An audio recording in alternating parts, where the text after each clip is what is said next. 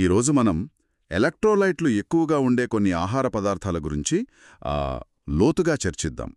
మన ముందు ఒక ఇన్ఫోగ్రాఫిక్ ఉంది. ఇందులో మనం రోజు చూసే కొన్ని పదార్థాలు, వాటిలోని ఎలక్ట్రోలైట్ల గురించి వివరాలున్నాయి. ఈ చర్చ యొక్క ముఖ్య ఉద్దేశం ఏంటంటే, ఈ ఆహార పదార్థాలు ఏమిటో, వాటి ప్రాముఖ్యత ఏమిటో త్వరగా అర్థం చేసుకోవడం. సరే, దీన్ని విడమరి చూద్దాం. ఈ జాబితాలో అరటిపండ్లు, కొబ్బరి నీళ్లు వంటివి ఉండటం పెద్ద ఆశ్చర్యం కలిగించదు.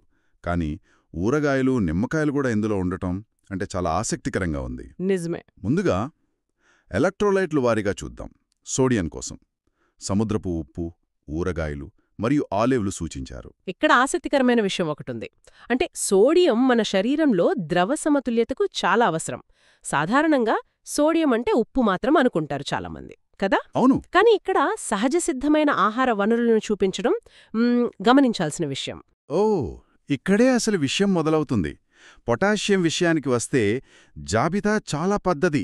నిమ్మకాయలు, బంగాళదుంపలు, పుచ్చకాయ, అవకాడో, కొబ్బరి నీళ్లు, ఇంకా అరటిపండ్లు. అరటిపండ్లలో పొటాషియం ఉంటుందని మనందరికీ తెలుసు. కాని నిమ్మకాయలు, పుచ్చకాయ కూడా ఈ జాబితాలో ఉండటం కొంచెం కొత్తగా అనిపిస్తోంది. అవును.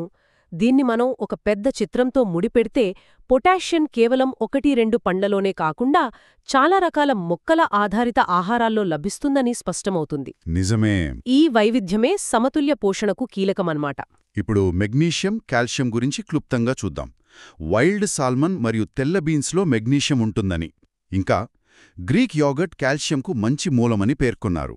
ఇవి కూడా చాలా ముఖ్యమైన ఎలక్ట్రోలైట్లే. ఇక్కడ గమనించాల్సిన విషయమేంటంటే జంతు సంబంధిత అంటే సాల్మన్, ఇంకా వృక్ష సంబంధిత అంటే బీన్స్, ఈ రెండిటి వనరుల నుండి మెగ్నీషియం పొందవచ్చని తెలియజేస్తున్నారు. ఓ, ఇది ఒక సమగ్ర ఆహార ప్రణాళికకు మంచి సూచన కదా. కరెక్ట్. అయితే దీని అర్థమేమిటి? మొత్తం మీద చూస్తే ఎలక్ట్రోలైట్ల కోసం కేవలం స్పోర్ట్స్ డ్రింక్స్ మీద ఆధారపడాల్సిన అవసరం లేదనమాట. అస్సలు లేదు. మనం రోజూ తినే ఎన్నో సాధారణ ఆహార పదార్థాలలోనే అవి పుష్కలంగా ఉన్నాయి. ముఖ్యంగా ఈ పదార్థాలలోని వైవిధ్యమే మనల్ని ఆశ్చర్యపరిచే విషయం. ఖచ్చితంగా.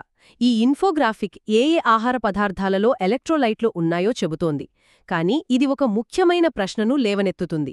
ఏంటవి? మనం ఈ ఆహారాన్ని వండే విధానం వాటిలోని ఎలక్ట్రోలైట్ల శాతాన్ని ప్రభావితం చేస్తుందా? ఇది మంచి పాయింట్. ఉదాహరణకు, ఉడికించిన బంగాళదుంపకు, బేక్ చేసిన బంగాళదుంపకు పొటాషియం స్థాయిలో తేడా ఉంటుందా? ఉండొచ్చు. ఇది కేవలం పదార్థాల జాబితాను దాటి ఆలోచించాల్సిన విషయం.